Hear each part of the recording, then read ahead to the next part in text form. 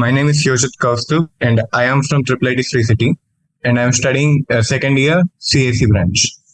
Today I'll be continuing thermodynamics chapter in physics. So we have studied till specific heat capacity पिछले class में और अब हम करने वाले हैं specific heat capacity of water.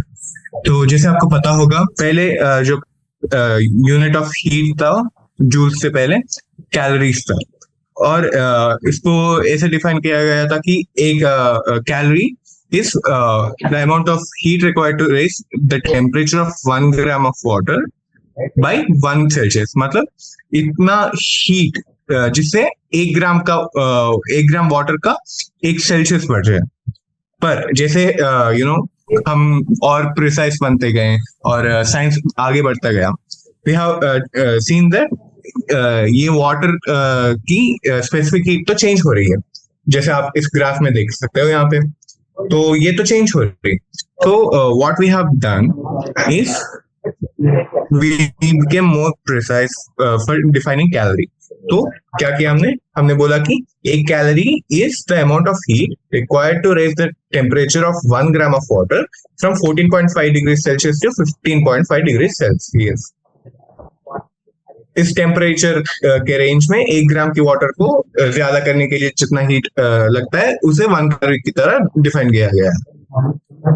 और to convert them into SI units we are putting it as 4186 joules per KG kelvin, that is 4.186 joules per gram kelvin. चलो ये हो गई है calorie.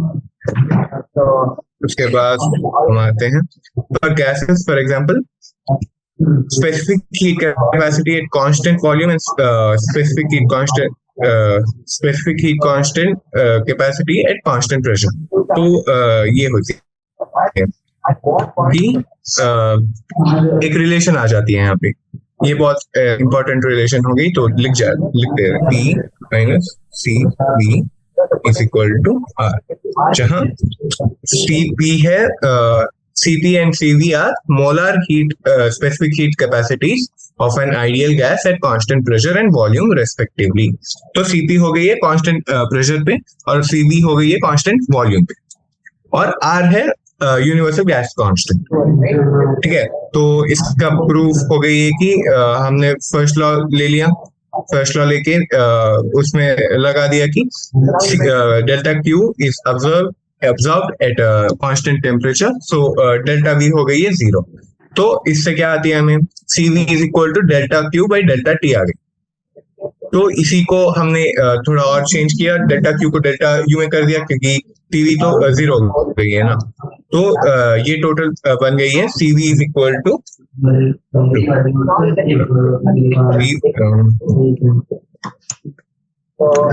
CV is equal to delta U by delta T. और उसी method से हमने CP को भी कर दिया, बोल दिया कि CP is equal to delta U by delta T plus P into delta V by delta T. बस. So basically you can get this equation from putting all this. इसके बाद हम जाते हैं thermodynamic state variables and equation of state.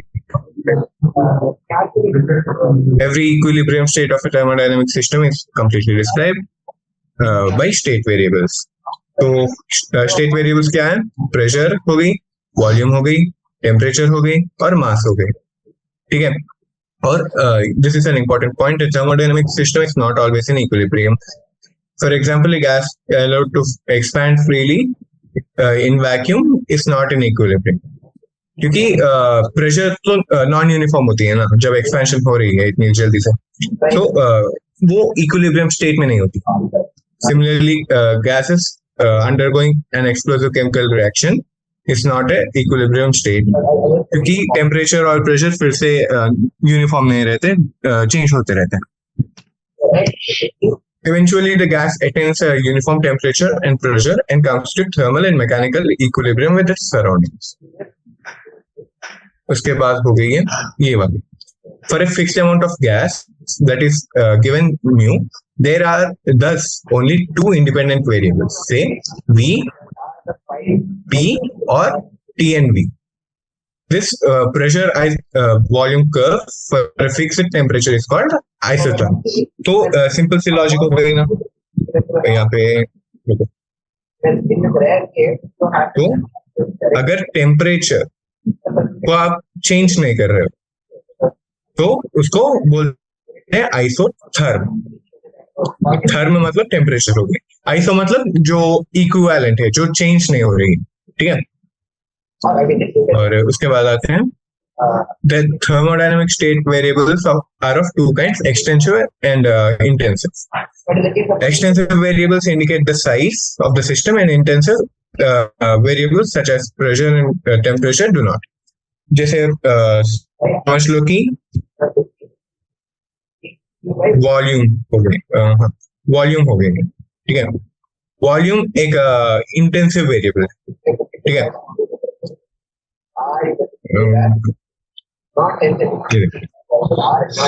Extensive variables indicate the size. तो volume extensive हो रही है, ठीक है.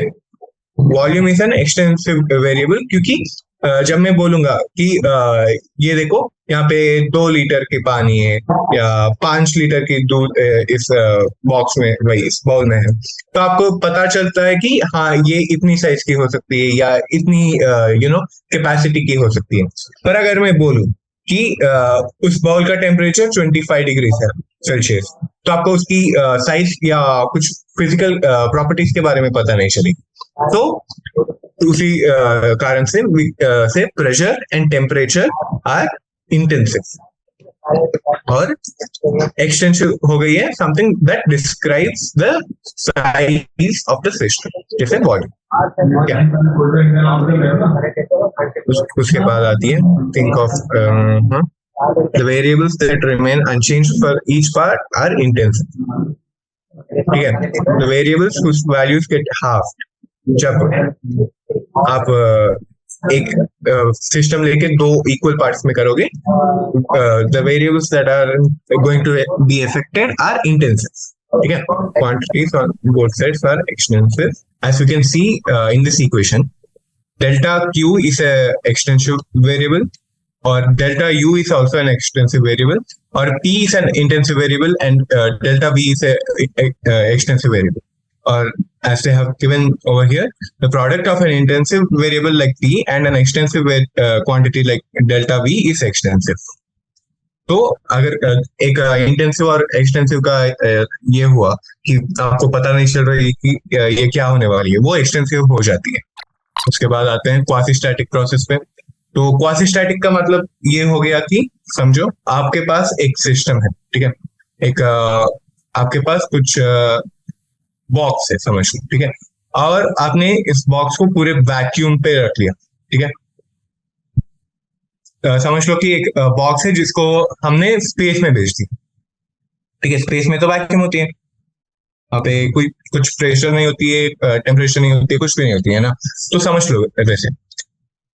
और हम क्या कर रहे हैं, इस स्पेस में थोड़ी, बहुत थोड़ी, मतलब से 0.0000001 जूल्स या कुछ हीट भेज रहा है, ठीक है. और क्योंकि स्पेस में और कुछ है नहीं ऑब्जर्व करने के लिए ये हीट को, this heat is going to go to this box, ठीक है. पर ये हीट इतनी कम है कि it will be that even though we are heating up this box is still going to be in a thermodynamic equilibrium with its surroundings. तो वो हो गई है क्वासी स्टैटिक प्रोसेस. जो क्वासी का मतलब है वेरी, क्वासी स्टैटिक का मतलब ऐसा है कि it's a process which is going very slowly. मतलब इतना स्लो हो रही है कि if you have to observe that process, it's almost impossible for you to say कि हाँ वहां पे कुछ हो रही है. आपको लगेगा कि कुछ हो ही नहीं रही है, कुछ प्रोसेस नहीं है वहां पे, उतना स्लो प्रोसेस है, ठीक है. तो हाँ, यहाँ पे है T plus delta T surroundings की टेम्परेचर है, और इस डब्बे की है T. तो क्वासी स्टैटिक प्रोसेस से क्या हो रही है, बहुत धीरे धीरे से, इन्फिनिटेसिमली प्रेशर का डिफरेंस है और टेम्परेचर का डिफरेंस है, क्योंकि डेल्टा टी तो हो गई है कि ये बहुत ही कम डिफरेंस को बोलते हैं डेल्टा टी, ठीक है। तो इतना छोटा सा डिफरेंस को लेके ये करते हैं, हम चेंज करते हैं, so that the system is always in equilibrium with its surroundings but it's changing its temperature. पर हमें पता है कि ये तो प्रैक्टिकल नहीं है ना, तो a quasi-static process is obviously a hypothetical construct. In practice, processes are sufficiently slow and do not involve accelerated motion of piston, large temperature gradient, etc. Are reasonably approximations to an ideal quasi-static process. तो basically क्या बोल रहा है कि हमें तो पता है कि quasi-static सच में होती नहीं है, ठीक है, इतना धीरे से कुछ बढ़ता नहीं है, पर थोड़े प्रोसेसेस को हम अप्रोक्सीमेटली ले सकते हैं कि क्वासी-स्टैटिक है और and we can work on that. तो एक ऐसे प्रोसेस हो गई है जहां टेम्परेचर को हम फिक्स्ड रखते हैं, जैसे एक आइस प्रोसेस, ठीक है। तो the expansion of gas in place in large reservoir of fixed temperature is an example. In isobaric process, isobaric का मतलब पता है ना आपको, जहां पे प्रेशर सेम रहती है, pressure does not change, constant pressure है। जैसे आइसोथर्म मतलब हो गई है कि कांस्टेंट टेम्परेचर, वैसे आइसोबार मतलब कांस्टेंट प्रेशर हो गई, और आइसोकोरिक में वॉल्यूम कांस्टेंट होती है। Finally system is insulated, no heat flows and the process is adiabatic. जैसे हमने स्टार्टिंग में देखा था एडियाबैटिक वॉल्स बोल के, वैसे ही यहाँ पे अगर नो हीट फ्लो हो रही है तो वो प्रोसेस हो जाती है एडियाबैटिक, ठीक है। और तो बेसिकली नो हीट फ्लो का मतलब क्या होता है, Q 0 हो गई ना, डेल्टा Q। तो इसकी मतलब if you go back to the first law of thermodynamics, we are going to get 0 is equal to internal energy plus work done on the system. तो बेसिकली क्या हो रही है यहाँ पे, इंटरनल एनर्जी का नेगेटिव मतलब is equal to work done by the system. तो क्या हो रही है यहाँ पे, सिस्टम अपने आप से मतलब अपनी एनर्जी यूज करके वर्क कर रही है। क्या अगर सिस्टम की एनर्जी बढ़ रही है तो इसका मतलब क्या है, system is doing work on itself, या उसको इंस्टेड ऑफ से वर्क डन एक्सपेंशन हुई ना, तो नेगेटिव ऑफ वर्क डन क्या होती है, कॉन्ट्रैक्शन हो गई, ठीक है, अंदर जाना। वो सिस्टम अंदर जा जाके अपनी इंटरनल एनर्जी को ज्यादा कर रही है, ठीक है, वैसे समझ। उसके बाद आइसोथर्मल प्रोसेस पे आते हैं। आइसोथर्मल पे क्या होती है, आइडियल गैस ये लेते हैं इक्वेशन, ठीक है, PV is equal to nRT, और इस इक्वेशन पे करते हैं कि टेम्परेचर भी कांस्टेंट हो गई है, तो इस साइड में तो कोई हिलने वाला नहीं है अब, ठीक है, ये पूरा कांस्टेंट हो गया।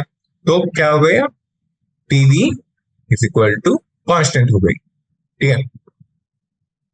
तो PV कांस्टेंट हो गई, तो क्या हुआ, यहाँ पे कहते हैं कि suppose N ideal gas goes isothermally from its initial state P1 V1 to final state P2 V2 at any intermediate state with pressure P and volume change from V to V plus delta V, delta W मतलब work done is equal to P into delta V, ठीक है।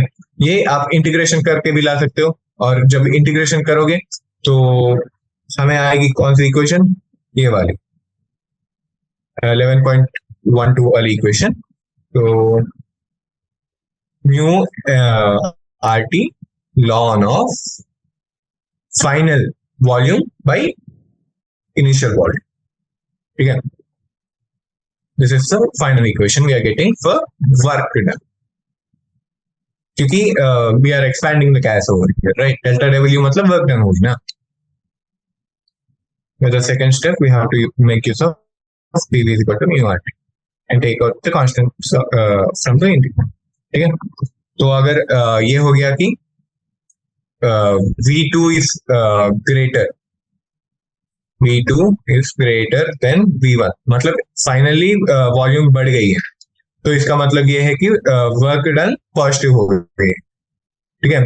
किसी ने ये किया, उस system ने work done किया, अगर V2 इज लेस, तो इसका मतलब ये हुआ कि वर्क डन नेगेटिव हुई है। ठीक है, उसके बाद चलते हैं एडियाबेटिक प्रोसेस पे। इन adiabatic process the system is insulated. Adiabatic तो पता है, क्यू तो जीरो हो गई यहाँ पे। ठीक है, हीट नहीं देने वाले हम लोग, तो क्या हो जाती है यहाँ पे पी वी गामा, और ये गामा क्या है आपको अभी दिखाएंगे। P V gamma is equal to constant हो जाती है। ठीक है, और gamma is the ratio of specific heats ordinary और molar at constant pressure and constant volume. ठीक है, तो गामा हो गई है द रेशियो। सो गामा का कोई डायमेंशंस नहीं है अब। और हाँ, एक टिप बताने वाला था हमें आपको। तो बात ये है ना कि हो सकती है कि आप एग्जाम में हो, ठीक है, और कहीं से क्वेश्चन आ गई। ठीक है, आपने ये टॉपिक थोड़ा थोड़ा पढ़ा है, थोड़ा थोड़ा पढ़ा नहीं है, तो आप फिजिक्स में क्या कर सकते हैं, ऑलवेज चेक डायमेंशंस। ठीक है, अभी बात हो रही है किसकी, गामा। ठीक है, थोड़ी बार क्या होती है, बोलते हैं कि गामा दे देते हैं, ठीक है, और ये करते हैं गामा इज 1 जूल। ठीक है, ऑप्शन ए हो गई है। Gamma is I don't know 1.3 kelvin नहीं, जूल पे ही रखते हैं। ठीक है, जूल बोलते हैं। या सी पे देते हैं कि गामा इज 8 केल्विन, क्योंकि कंफ्यूज करना है आप उन्हें आपको। ठीक है, तो लास्ट में देते हैं कि गामा इज 5, और कुछ नहीं देते। अगर आपको डायमेंशनली एक इक्वेशन को देखना आता है, तो ये गामा क्या होगी, ये gamma is a ratio. Ratio doesn't have any units, है ना। तो आप you don't even have to see the entire question anymore. आपको पता है कि गामा को यूनिट्स नहीं होते, जूल्स पे यूनिट है, यहाँ पे भी यूनिट है, और यहाँ पे भी यूनिट है। तो ऑप्शन हो गया आपकी डी आंसर। ठीक है, तो अगर आपको लग रहा है कि ये क्वेश्चन बहुत डिफिकल्ट होने वाली है या लॉन्ग टाइम टेकिंग प्रोसेस है, तो आप पहले सारे डायमेंशंस को चेक कर लो। उसके बाद आती है thus if an ideal gas undergoes a change its state adiabatically from P1 V1 to P2 V2, ये क्योंकि ये हमने लिखा है ना, यहाँ पे लिखा है, हाँ, तो हमने क्या लिखा है, PV to the power of gamma is constant। तो PV to the power of gamma change नहीं होती, तो P1 V1 where P1 and V1 are the initial states is equal to P2 and V2 gamma। ठीक है, और यहाँ पे ये गामा भी सेम होती है, क्योंकि gamma is something that's you know जो गैस या वो सिस्टम पे निर्भर रहता है, इट डजंट चेंज। अगर प्रेशर चेंज हो गया तो गामा चेंज नहीं होगी, वॉल्यूम चेंज हो गया तो गामा चेंज नहीं होगी। Gamma is something fixed for A given gas.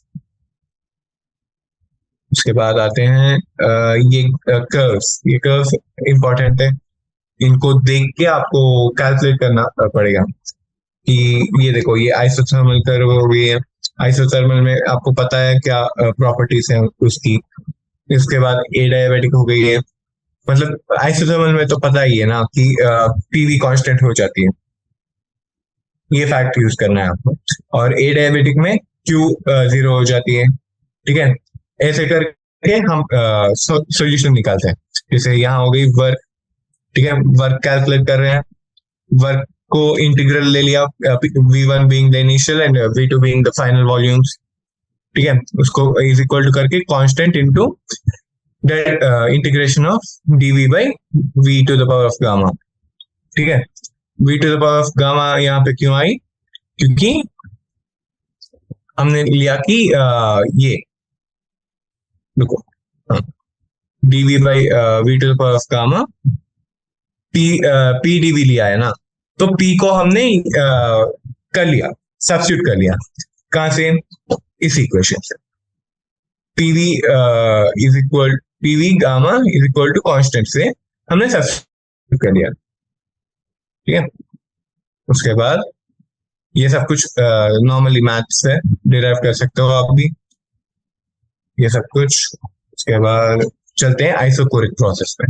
Isochoric process में क्या होती है, बी कांस्टेंट होती है। आइसोकोरिक मतलब constant volume, no work is done on और बाय द गैस। उसके बाद the heat absorb by the gas goes entirely to change its internal energy and its temperature. तो अगर गैस कोई हीट ले रही है, डेल्टा क्यू दे रहे हैं हम गैस को, all this delta Q goes into doing changes in internal energy, और इंटरनल एनर्जी में चेंज हुआ तो it means some change in temperature. Most cases, थोड़े से एक्सेप्शंस होते हैं, पर you can take it as a general rule. उसके बाद आते हैं आइसोबारिक पे। आइसोबारिक पे क्या होती है, पी कांस्टेंट हो जाती है। तो पी कांस्टेंट हो गई तो बस वॉल्यूम चेंज हो रही है, तो वर्क डन हो जाएगी ये फॉर्मूला, ठीक है। और सिर्फ वॉल्यूम थोड़ी चेंज होगी।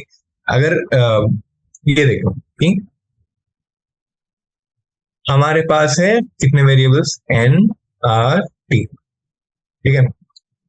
यहाँ पे आर तो चेंज होने वाली नहीं है, और एन अगर फिक्स दे दिया है तो वो भी चेंज नहीं होगी। यहाँ पे वेरिएबल्स क्या है, पी है, वी है, और टी, वी और टी में पूरा मामला होता है। तो अगर आपको लगता है कि एक कांस्टेंट हो गई है, जैसे यहाँ पे आइसोबारिक में पी कांस्टेंट हो गई है, तो और क्या चेंज हो सकते हैं, यहाँ पे वी हो सकती है, टी हो सकती है, ये याद रखो। अगर एक कांस्टेंट कर लेंगे तो दूसरे दो को चेंज होना ही पड़ेगा। उसके बाद आते हैं साइक्लिक प्रोसेस पे।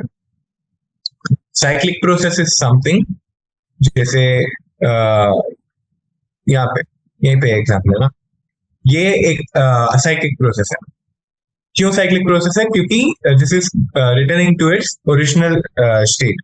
जैसे स्टार्ट समझ लो यहाँ हुई है, ठीक है, यहाँ होके ऐसे गई है, ऐसे गई है, ऐसे गई है, और ऐसे वापस आ गई, ठीक है।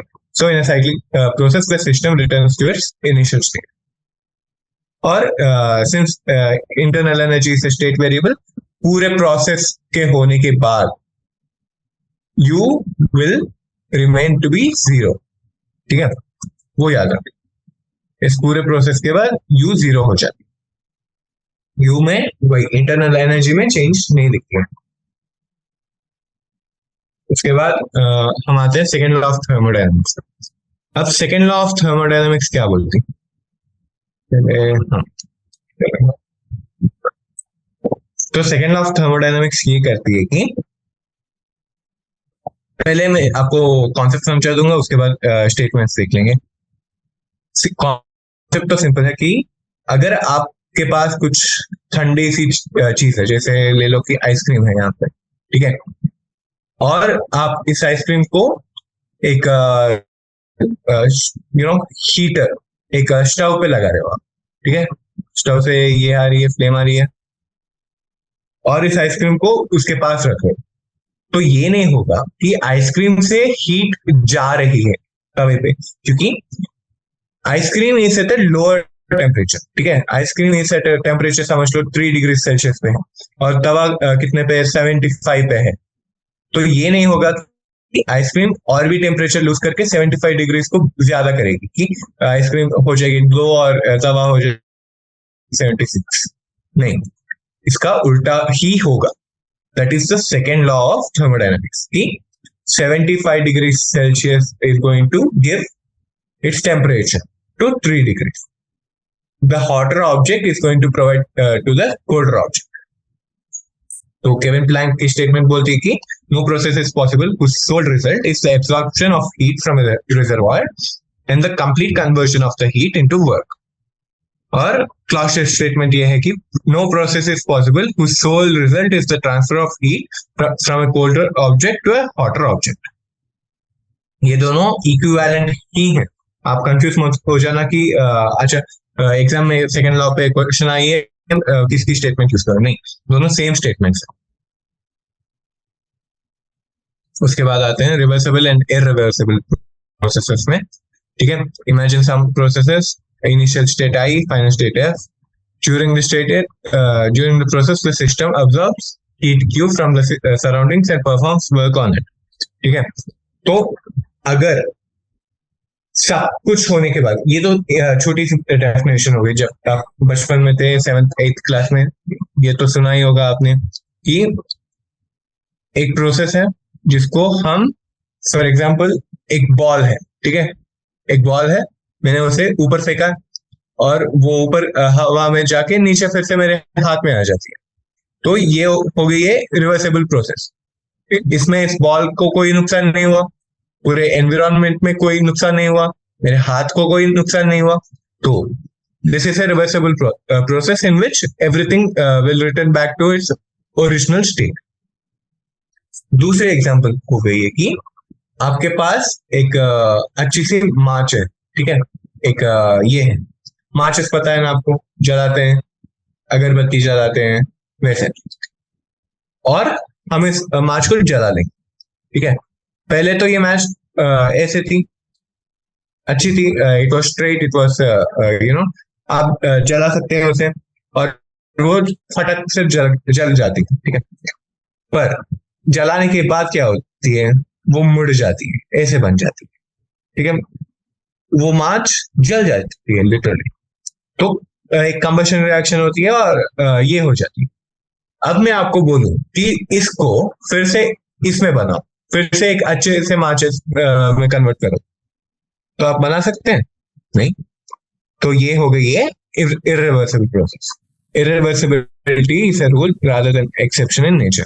जैसे यहाँ पे देख लो, the free expansion of gas is irreversible, the combustion reaction of mixture of petrol and air ignited by a spark can not be reversed, cooking gas leaking from a gas cylinder in the kitchen diffuses to the entire room, ठीक है। ये सब कुछ irreversible reactions। और irreversibility क्यों होती है? क्योंकि एक तो ज्यादा processes take system to non equilibrium state, जैसे फ्री एक्सपेंशन हो गई हो या एक केमिकल रिएक्शन हो गई हो, ये जो इक्विलिब्रियम में थी सिस्टम, उसे नॉन इक्विलिब्रियम में ले जाती है, तो इरिवर्सिबिलिटी हो जाती है वो। उसके बाद most processes involve friction, viscosity, other effects. जैसे आप कहीं पे जा रहे हो, ठीक है, या सोच लो कि आपने एक यहाँ पे एक वॉल है, ठीक है, आपने यहाँ से एक बॉल फेंका है, ठीक है, आपने यहाँ से एक बॉल फेंका है। अगर this was the ideal floor and this was the ideal ball, तो जैसे ही आपने फेंका होगा वो रिफ्लेक्ट होके यहीं पे आके बैठ जाएगी, पर आइडियल नहीं है, तो क्या होती है, फ्रिक्शन होती है यहाँ पे, ठीक है, यहाँ पूरा फ्रिक्शन हो जाती है। So when you throw the ball, धीरे धीरे धीरे से जाएगी क्योंकि उसकी स्पीड कम हो रही है, उसके बाद रिफ्लेक्ट होके यहीं पे रुक जाती, यहीं पे बॉल रुक जाती, यहां तक आ नहीं पाती, क्योंकि उसने फ्रिक्शन की वजह से थोड़ा स्पीड इन द प्रोसेस खो लिया है, ठीक है। Since dissipative effects are present everywhere and can be minimized but not fully eliminated, most processes that we deal with are irreversible, ठीक है। और a thermodynamics process is reversible if the process can be turned back such that both the system and surroundings return to its original state। जैसे ये हो गई, ये एक reversible process है। क्यों? क्योंकि हमने यहाँ पे से स्टार्ट किया, ठीक है, आगे बढ़े आगे बढ़े आगे बढ़े, फिर आगे बढ़े फिर आगे बढ़े, और फिर से आगे बढ़ के यहाँ पे ही आ गए हम, तो ये एक रिवर्सिबल प्रोसेस बन गई है। अगर मैंने इस प्रोसेस को यहीं पे रोक लिया, आइसोथर्मल के बाद बोला कि भैया यहीं पे रुक जाओ, हो गई है काम, तो ये रिवर्सिबल नहीं होगी ना, ये इरिवर्सिबल हो गया। उसके बाद आते हैं हम, a process is reversible only if it is quasi-static, that is, system is in equilibrium with the surroundings at every stage and there are no dissipative effects. For example, isothermal expansion of an ideal gas in a cylinder with a frictionless movable piston, ठीक है, तो ये हो गई है। उसके बाद जाते हैं कार्नोट इंजन पर। अब Carnot engine is the ideal engine, ठीक है। कार्नोट इंजन जैसे हो गई है, गाड़ी में एक इंजन होती है ना, इंजन से ही गाड़ी आगे बढ़ती है, ठीक है, ये एक इंजन हो गई है, ठीक है। इसी इंजन से कार आगे बढ़ती है ना। तो क्या होती है कि हम गाड़ी में पेट्रोल डालते हैं, है ना। सोच लो कि एक पेट्रोल पंप है और यहाँ से आ रही है पेट्रोल। हम पेट्रोल डालते हैं कार में, ठीक है, और कार आगे जाने लगती है। और इस पेट्रोल को कौन यूटिलाइज करता है? इंजन करती है ना। पर क्या होती है कि सारे engine aren't, no engine is fully efficient. यहाँ इस दुनिया में कोई भी इंजन नहीं है जो पूरे पेट्रोल को यूटिलाइज करके 100% रिजल्ट को देती है कि आप 1 लीटर पेट्रोल डालो तो इतनी दूर चलेगी कार परफेक्टली। इंजन आर 30 या 50 एट मैक्स हो गई है 60% एफिशिएंट, ठीक है। तो अगर आप 1 लीटर पेट्रोल दो तो ये इंजन बस 60%, मतलब 0.6 लीटर्स। तो कार्नोट इंजन पे आए हैं हम लोग। तो कार्नोट इंजन ने बनाया, सादी कार्नोट, फ्रेंच इंजन में रहते हैं वो लोग। और उन्होंने बनाया ये कब? 1824 में इस आइडिया को प्रपोज किया है। उन्होंने बोला कि एक ideal engine operating between 2 temperatures T1 T2, where T2 is the cold reservoir, is associated to be a reversible engine, ठीक है। Irreversibility is associated with dissipative effects as remarked in the preceding section and lowers efficiency. तो एक process, ये सब कुछ तो सीख लिया हम लोगों ने, ठीक है। तो वो बोलता क्या है?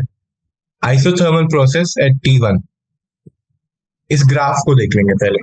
This is the Carnot cycle for a heat engine with an ideal gas as the working substance. तो एक गैस है, स्टार्ट हो रही है यहाँ पे, ठीक है, P1 V1 T1 पे स्टार्ट हो रही है, और ये गई है और we have changed it to P2 V2 T1।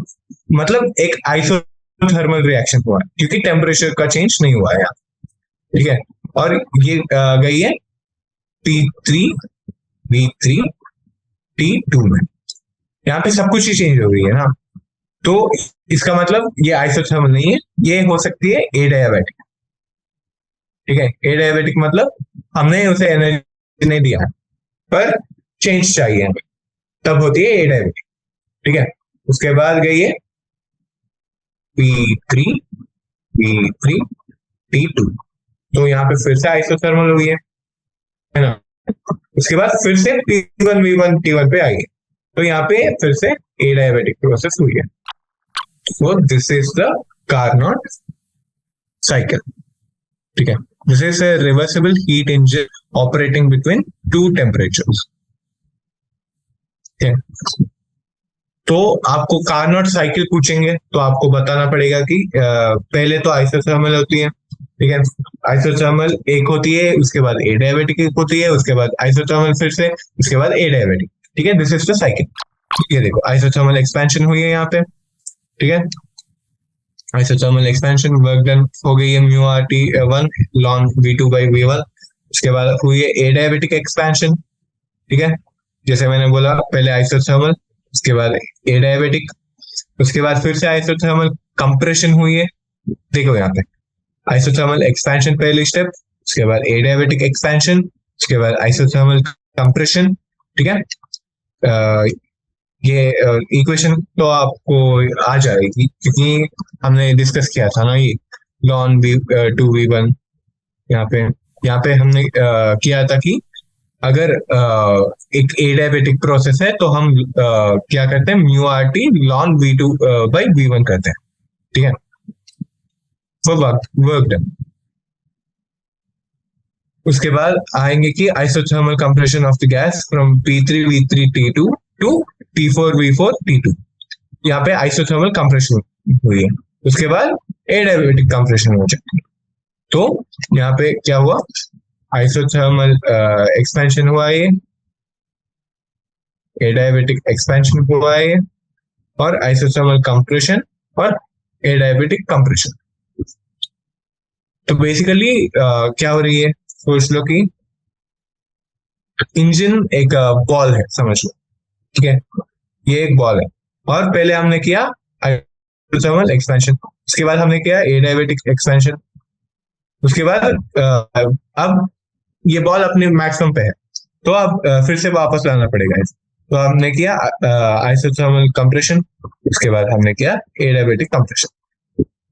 ये 3 स्टेजेस के बीच में ये बॉल जाती है, मतलब इन 3 स्टेजेस के बीच में ऑसिलेट करती है वो इंजन, ठीक है। और efficiency of the Carnot engine is work done by heat given, ठीक है। आप इंजन को कुछ हीट दे रहे हो, ठीक है, और वो आपके लिए वर्क कर रही है। So efficiency is going to be calculated by the work done per the amount of heat given, ठीक है।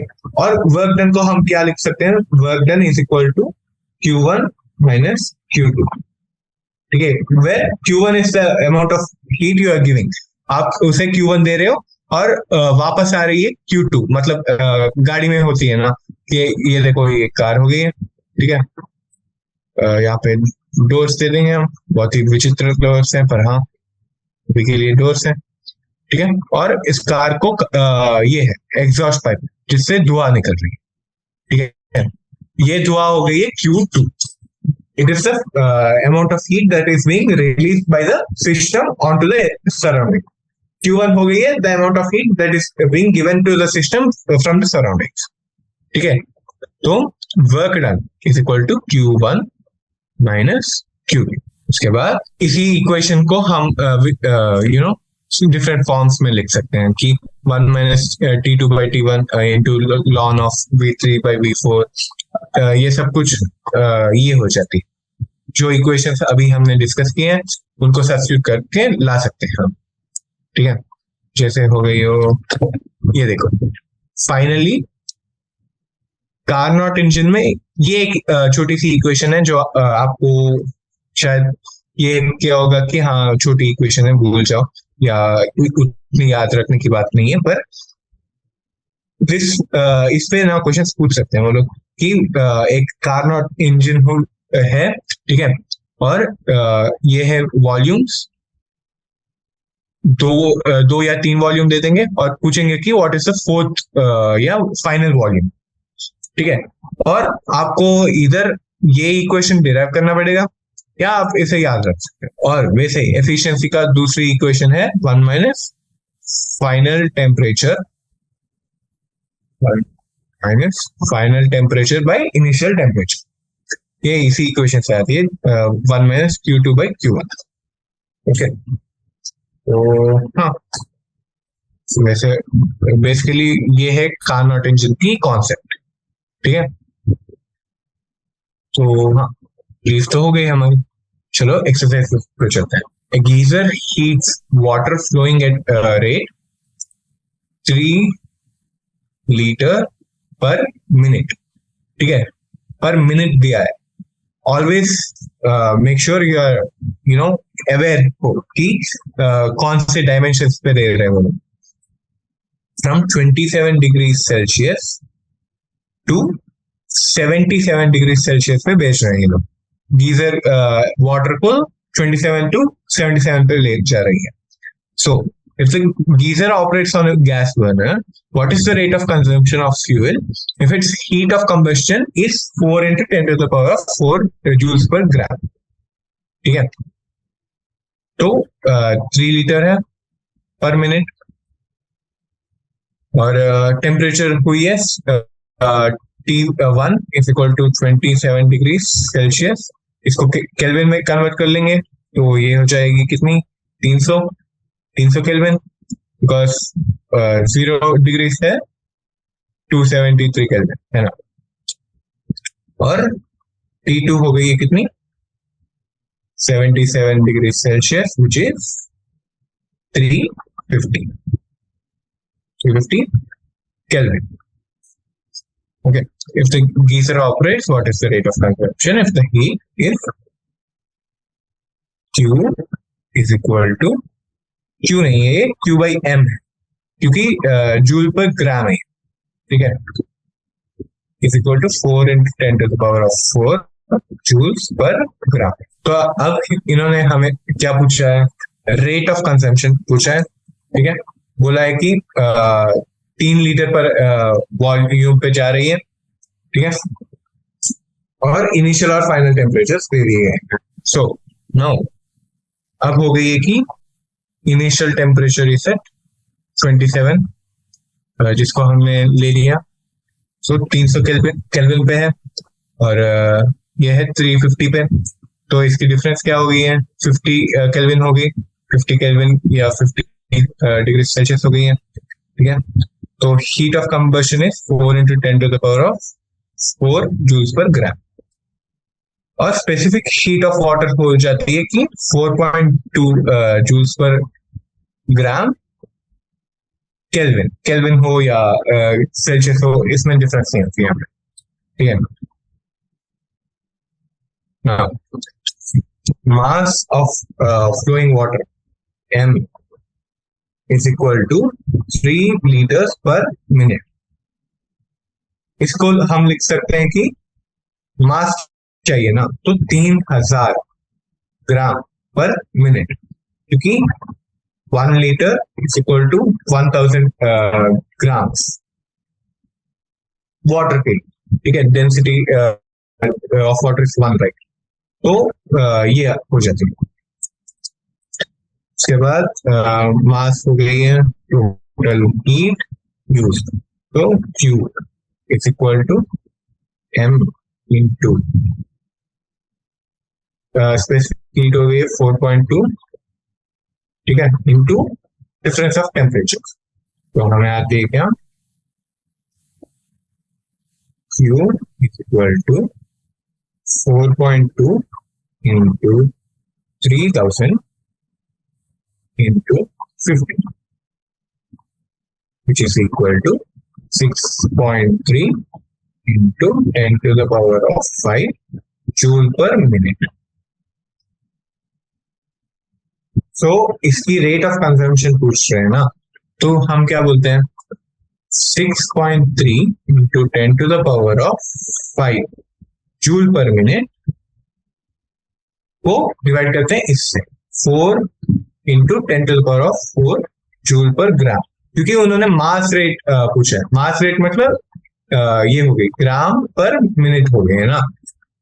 तो यहाँ देख लो, मैंने बोला डायमेंशंस देख के आप एक गेस तो बना सकते हो एटलीस्ट, कि यहाँ पे है जूल्स पर ग्राम है, और हमें यहाँ पे आंसर आई है जूल्स पर मिनट में। तो हमें जूल्स नहीं चाहिए और ग्राम ऊपर चाहिए, तो हम डिवाइड करते हैं इसे। तो हमें आती है कितनी,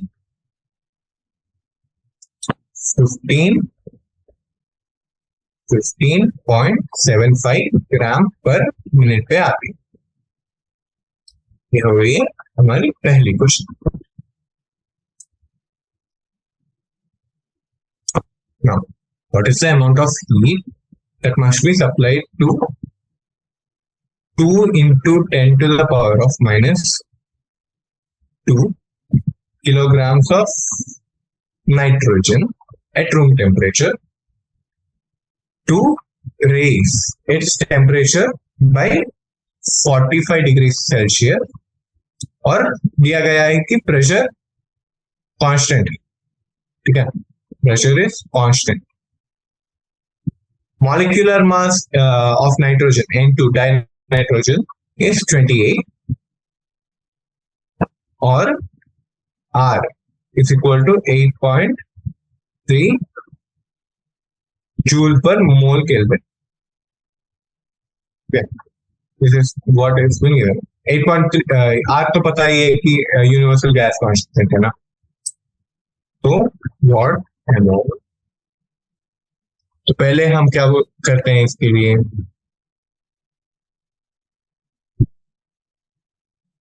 सप्लाई। तो पहले हम मास को कन्वर्ट कर लेंगे। पहले सारे यूनिट्स को, जैसे we want to put it in the solution, वैसे करना है। नहीं तो आप ये कर लोगे कि मास को केजी पे ले रहे हो, किसी और को मिलीलीटर में ले रहे हो वॉल्यूम को, तो ये करो तो आंसर रॉन्ग आ जाएगा। तो पहले तो मैं ले रहा हूँ mass of nitrogen to be 20 grams. उसके बाद टेम्परेचर डिफरेंस हो गई है 45 डिग्री सेल्सियस, और लिख लेंगे कि N2 की मास है 28, ठीक है, और R तो दिया गया।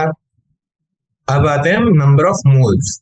Number of moles is equal to M by M, where ये छोटी m है वेट, ठीक है, weight of the given sample, और बड़ी m हो गई है द मॉलिक्यूलर मास, जो है यहाँ पे नाइट्रोजन के लिए 28।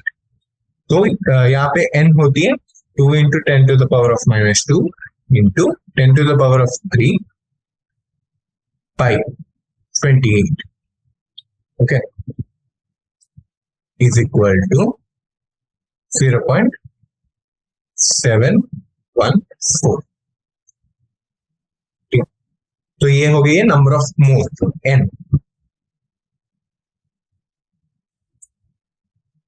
अब जाते हैं नेक्स्ट में, और अब चाहिए हमें क्या, molar specific heat at constant pressure, ठीक है, तो Cp चाहिए हमें, और Cp की एक फॉर्मूला होती है 7/2 R बोल के, ओके। तो इसको ले लेते हैं 7/2 R, तो इंटू 8.3 हो गई, तो ये हो गई 29.05 जूल पर मोल केल्विन, ठीक है। तो हमारे पास आ गई ये n, हमारे पास आ गई ये C। तो और क्या बना लेंगे equation, Q is equal to NCP into delta T। तो Q is equal to 7.14 into 29.505 into 45 is equal to 933.38 joules. Okay. So the amount of heat that has to be supplied to raise the temperature of 2 into 10 to the power of -2 kilograms of nitrogen by 45 degrees हो गई है 933.38 joules. Okay. ठीक है, उसके बाद आते हैं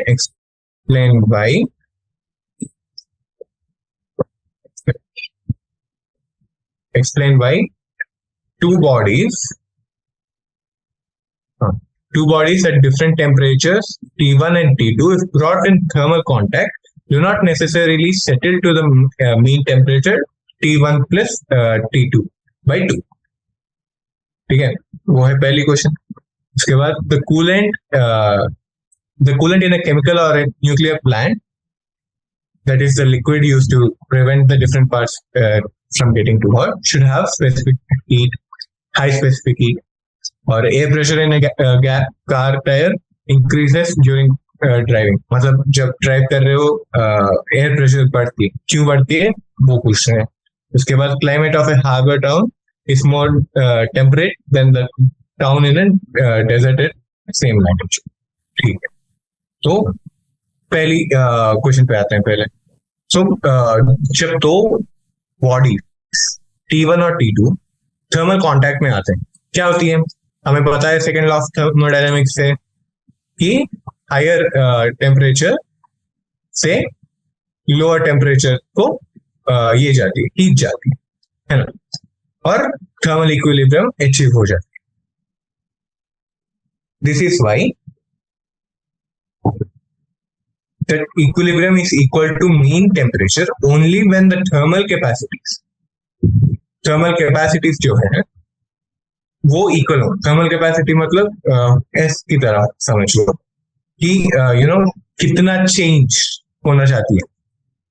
पहले लेक्चर में किया था ना हमने कि ये मटेरियल कितना चेंज होना चाहती है given the amount of heat और द एनर्जी।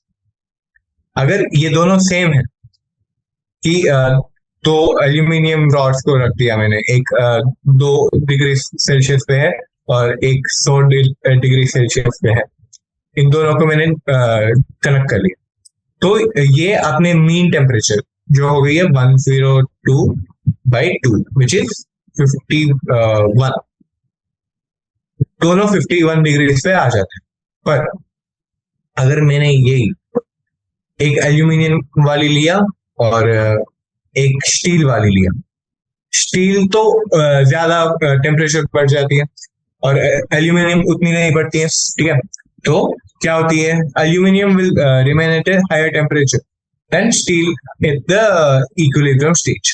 कि इक्विलिब्रियम पे तो पहुंच गए, तो एल्यूमिनियम कितने में होती है, 60 पे होती है, समझ एग्जाम्पल, ठीक है, 60 में होती है, और ये स्टील होती है कुछ 40 या कुछ पे, ठीक है। ये अप्रोक्सीमेट है, इससे बहुत डिफरेंट भी हो सकते हैं वैल्यूज, पर आपको ये बोल रहा हूँ कि when the thermal capacities are not equal, तो यहाँ पे मीन टेम्परेचर पे नहीं आते हैं, और जब इक्वल हो तो मीन टेम्परेचर पे आ जाते हैं, ठीक है। उसके बाद सेकेंड क्वेश्चन पे, the coolant in a chemical or nuclear plant should have high specific heat. तो सेम एक्सप्लेनेशन हो गई कि अगर कूलेंट को हाई स्पेसिफिक हीट नहीं हो तो ये कूलेंट क्या हो रही है, जैसे ही समझ लो कि बहुत गर्म सी न्यूक्लियर कोर है, ठीक है, यूरेनियम कोर है कोई, ये बहुत गर्म हो गई है, रिएक्शन अभी अभी हुई है तो बहुत गर्म हो गई है, और हमने कोई छोटा सा बहुत ही कम स्पेसिफिक हीट वाला कूलेंट लगाएंगे, तो क्या होती है, ये टेम्परेचर इसकी तो उतनी घटती नहीं है, समझ लो कि ये 1000 डिग्रीज पे है, ठीक है, और कूलेंट इनिशियली रूम टेम्परेचर 27 पे है, ठीक है। अगर इसकी लो स्पेसिफिक हीट है तो क्या होती है, ये तो कम उतना नहीं हो रही है क्योंकि इसकी ज्यादा है स्पेसिफिक हीट, तो ये होती है समझ लो 900 डिग्री सेल्सियस पे होती है, और तभी तक ये पूरा कूलर उड़ गई, ठीक है, ये पूरा इवापोरेट हो गई क्योंकि इसकी स्पेसिफिक हीट बहुत कम है ना, तो 100 डिग्री पे ही समझ लो कि कूलर की बॉइलिंग पॉइंट थी 300, तो इतने में ही जब तक ये 100 डिग्री की टेम्परेचर चेंज हुई थी, इसकी टेम्परेचर चेंज हो गई 27 से 300 पर, और ये पूरा बॉयल हो गई, तो ये एक प्रॉब्लम होती है ना, इसीलिए बोलते हैं कि we have to put high specific heat वाले coolants in this thing nuclear plants, ठीक है। उसके बाद next question, air pressure in a car tire increases during driving। तो एक कार जैसे ही चलती है, ठीक है, तो जो गैस है ना, हमें पता है कि टायर में गैस होती है, एक टायर है ये, ठीक है, इसमें गैस होती है, इस टेम्परेचर की गैस बढ़ती है जैसे ही कार मूव हो रही है, ठीक है, और हमें ये इक्वेशन आती है PV/RT वाली, और हम देखते हैं कि कार तो आगे बढ़ रही है, टेम्परेचर तो ज्यादा हो रही है ना, पर ये टायर की शेप कुछ चेंज नहीं हुई है, जैसे थी वैसे ही है, तो वॉल्यूम में उतना बड़ा चेंज नहीं है, टेम्परेचर बहुत बढ़ रही है, तो क्या होगी, एयर प्रेशर, क्योंकि ये इंक्रीज हो रही है, राइट हैंड साइड में इंक्रीज है और वॉल्यूम कांस्टेंट हो रही है, प्रेशर इंक्रीज हो जाती है, तो बस इतना ही है। उसके बाद लास्ट क्वेश्चन पे आते हैं, the climate of a harbour town is more temperate than that of a town in desert. तो क्या होती है कि वाटर को ना ज्यादा स्पेसिफिक हीट कैपेसिटी होती है, इसीलिए जैसे समझ लो कूलेंट है, पता है आपको बहुत सारे न्यूक्लियर प्लांट्स में कूलेंट्स की तौर पे वाटर को यूज करते हैं, ठीक है, क्योंकि वाटर को बहुत बहुत ज्यादा स्पेसिफिक हीट होती है, तो हम वाटर को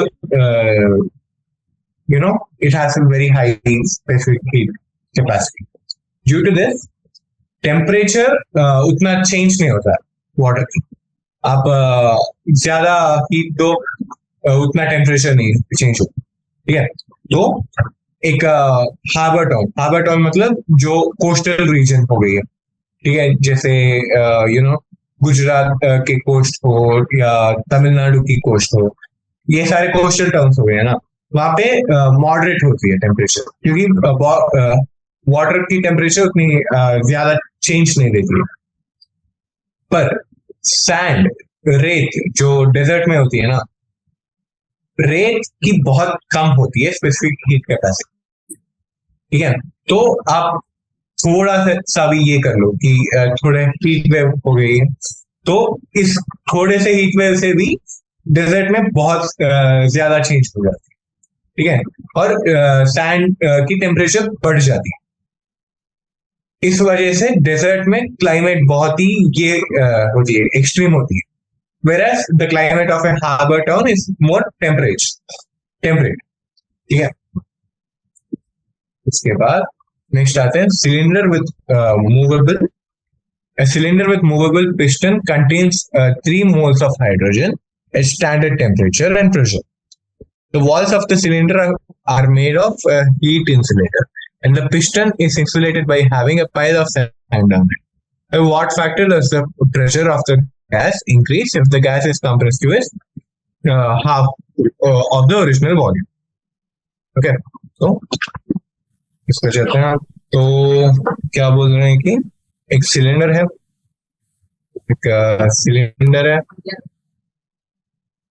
एक सिलेंडर समझ लो आप। एक cylinder is completely insulated from its surroundings. As a result, no heat exchange between the cylinder and the system. यहाँ कोई heat exchange नहीं हो रही, तो ये प्रोसेस होगी ये क्या, एडायबेटिक, Q is equal to 0. Initially pressure कितना है सिलेंडर पे, P1 हो गई है, ठीक है। फाइनली P2 हो गई है। वैसे ही इनिशियल वॉल्यूम है V1 और फाइनल वॉल्यूम है V2। और ये बोला है कि हाइड्रोजन है, ठीक है। हाइड्रोजन की स्पेसिफिक हीट है, sorry, ratio of specific heats of Cp और Cv फॉर हाइड्रोजन इज 1.4। और ये रेशियो क्या होती है, ये होती है, ओके। तो for an adiabatic process P1 V2 gamma is equal to P2 P1 V1 V2 to the power of gamma, ठीक है। और हमें पता चल गया कि गामा तो 1.4 है, ओके। और हमें एक और चीज बोला गया है कि gas is compressed to half of its original volume, okay. तो V2 is equal to V1 by 2। तो ये एक रिलेशन बन गई है हमारे पे, तो इसको यहाँ पे लगा लेंगे, तो क्या आती है, P1 V1 to the power of 1.4 is equal to P2 V2 to the power of 1.4। और हमें ये रिलेशन यहाँ पे यूज करेंगे, तो P1 V1 1.4 is equal to P2 V1 1.4 by 2 to the power of 1.4, okay. तो यहाँ पे देखो, यहाँ पे V1 तो कैंसिल हो गई है, ओके। तो बचा क्या, initial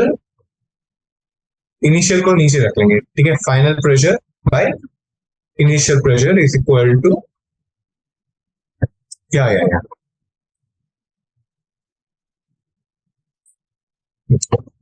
is equal to 2 to the power of 1.4, okay. इसको आप अप्रोक्सीमेटली ले सकते हो 2.64, ओके। उसके बाद हम जाते हैं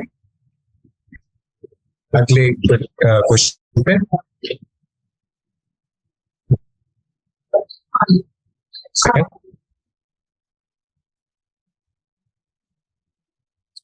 तो in changing the state of a gas adiabatically from an equilibrium state A to another equilibrium state B, an amount of work equal to 22.3 joules is done on the system.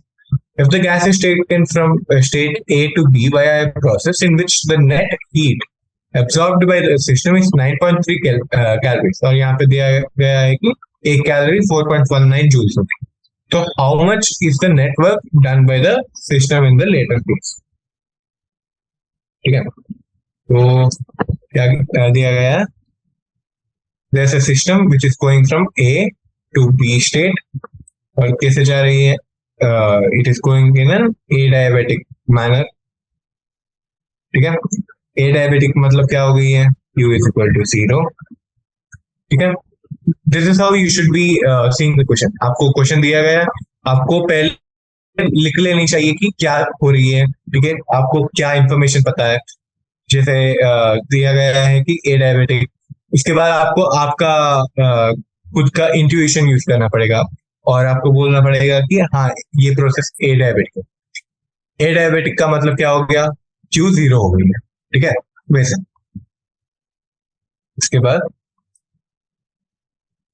उसके बाद हाँ, amount of work equal to 22.3 joules is done on the system. ठीक है, ये work नहीं होती, हम system को दे रहे हैं 22.3 joules. ठीक है, तो this is the amount of work that is being done on the system. It is not the work that the system is doing. हम कर रहे हैं इस पे. ठीक है, if the gas is taken from state A to B now by a process in which the net heat absorbed by the system is 9.35 calories.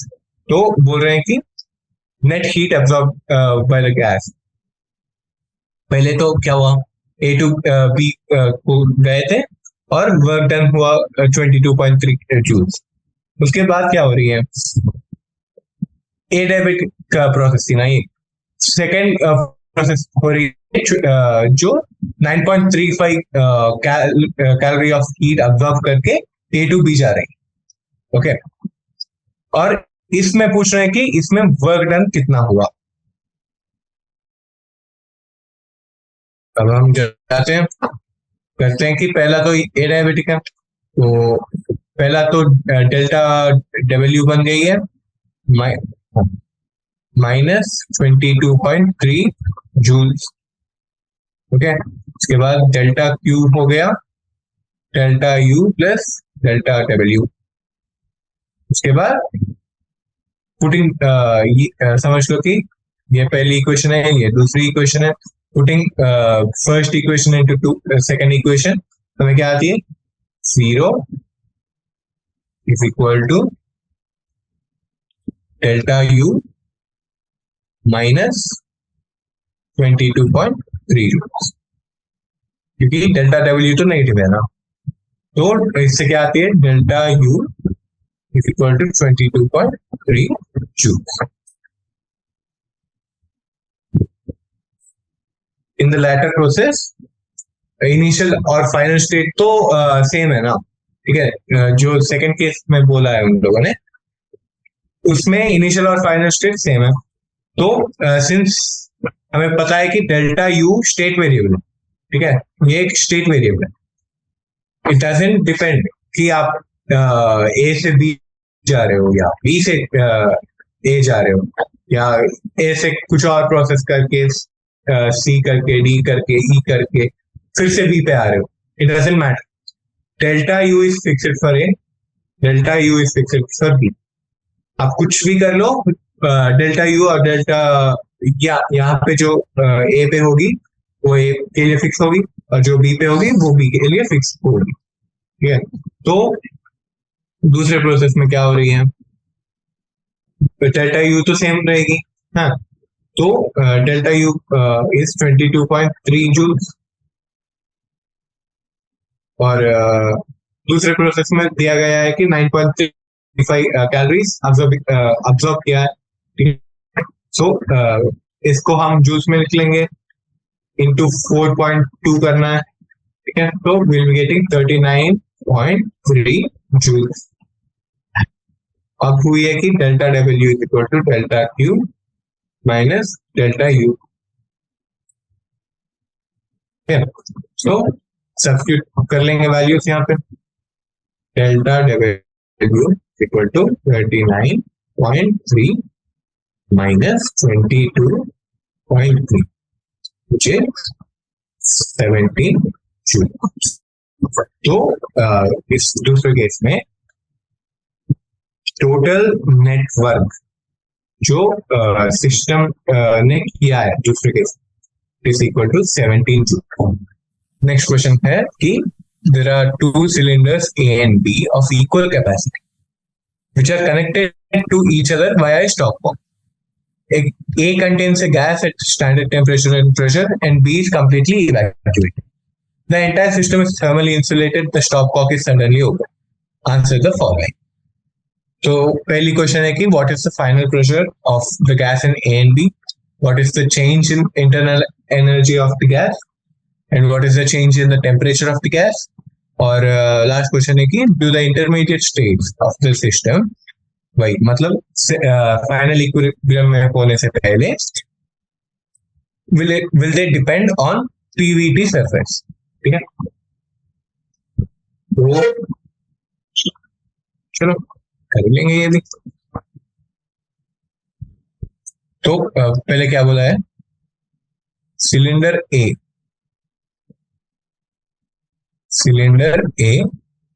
और cylinder B है, ठीक है, और दोनों सेम कैपेसिटी पे हैं, तो V A is equal to V B हो गए.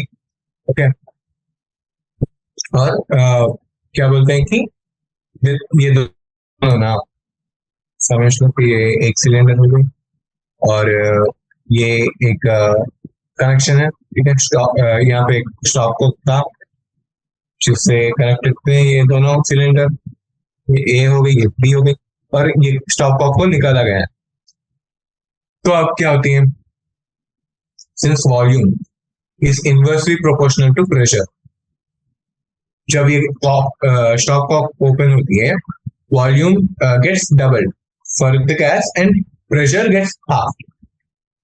ठीक है, तो क्या हो रही है, अभी तो ये गैस यहीं पे थी, ठीक है, यहीं पे अच्छे से डांस कर रही थी, घूम रही थी, फिर रही थी, हमने स्टॉप कॉक को निकाल दिया, ठीक है, तो इस गैस को और भी प्ले ग्राउंड मिल गई, तो ये यही यहाँ पे भी गई, वॉल्यूम डबल हो गई है ना, क्योंकि V प्लस V हो गई यहाँ पे वॉल्यूम अब.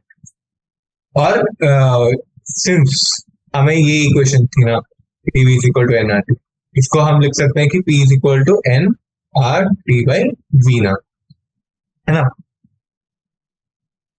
तो क्या दिख रहे हैं हमें, P is inversely proportional to V. Okay, P is inversely proportional to V. और क्योंकि अभी वॉल्यूम डबल हो गई है, प्रेशर को क्या होगी, प्रेशर हाफ हो जाएगी. ओके, तो वही है पहले answer. What is the final pressure? Pressure is the half of the initial pressure. उसके बाद what is the change in internal energy of the gas? As there is no work done by the system or on the system, हम कोई काम we are not doing any work on the system, so work is zero, है ना.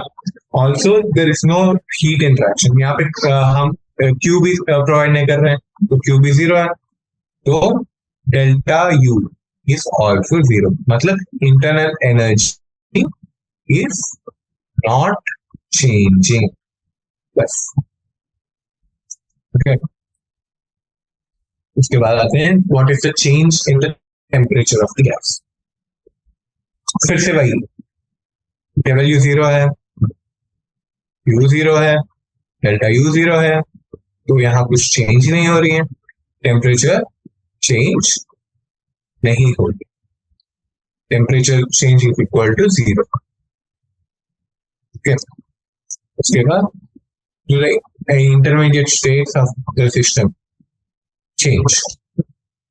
Free expansion बहुत ही क्या बोलते हैं, फास्ट प्रोसेस, ठीक है. तो बीच में ना नॉन इक्विलिब्रियम स्टेट में होती है, तो जब एक सिस्टम नॉन इक्विलिब्रियम स्टेट पे होती है, we can't describe its P, V और तो वही है answer. As the intermediate states are non-equilibrium, hence they can't be on the PVT surface of the system. ठीक है. उसके बाद question. An electric heater supplies heat to a system at rate of 100 watts. ठीक है.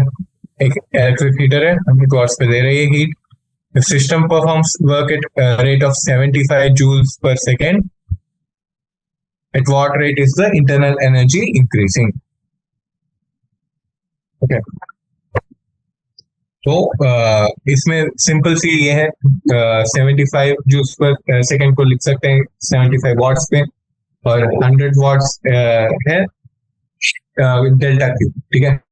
Heat supplied to the system, और वो लगाया है कि work done is equal to 75 watts. तो सिंपल सी इक्वेशन है ना हमारी, यूज कर लेंगे हम. क्या ये यहाँ पे delta U is equal to delta Q minus delta W, which is equal to 100 minus 75, which is equal to 25 watts. बस. उसके बाद नेक्स्ट क्वेश्चन क्या है? Thermodynamic system is taken from the original state to an intermediate state by the linear process shown below. ये process दिए गए हैं. ठीक है. Its volume is then reduced to the original value from E to F. E यहाँ पे और F यहाँ पे, E to F by an isobaric process. Calculate the total work done on the system from D to E to F. ठीक है. Now ये ना बहुत हो सकती है कि आपको ग्राफ दिख रही है एंड यू गेट स्कैर्ड, पर अगर आपको P और V दिए गए हैं और आपको पूछ रहा है, और आप पूछ रहा है वर्क, है ना, तो बहुत सिंपल सी चीज है, आपको इस ग्राफ के अंडर जो एरिया है उसको कैलकुलेट करना पड़ता है बस. तो यहाँ पे क्या है, एक है 600 पे, तो क्या है 600 पे प्रेशर. तो इनिशियल प्रेशर एट डी को ले लेंगे, PD इज इक्वल टू 600 ले लेंगे, और PV क्या हो गई है, 2 मीटर क्यूब हो गई है. ठीक है.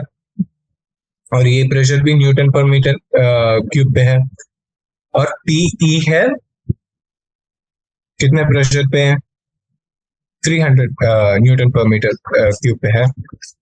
और सॉरी ये VD है, सॉरी. ठीक है. VD हो गई है 2 मीटर क्यूब, और VE हो गई है 5 मीटर क्यूब. तो PF जो है आती है 300 न्यूटन पर मीटर क्यूब, और VF is also 2 metre cube. अब हमें एरिया कैलकुलेट करनी है. तो मैं क्या करता हूँ, इस ट्रायंगल को ले लेता हूँ, इसकी एरिया कैलकुलेट करता हूँ. ट्रायंगल की ये क्या है, एरिया की फॉर्मूला क्या है, a half into height into breadth. ठीक है. Height into base. तो हम वही करते हैं, हाफ इंटू हाइट हो गई है ये, क्योंकि ये राइट एंगल ट्रायंगल है. तो हाफ इंटू 600 माइनस 300 इंटू, और बेस वही 5 माइनस 2. ठीक है. तो is equal to half into 3. तो 450 joules of work has been done to F. Bas. Thank you.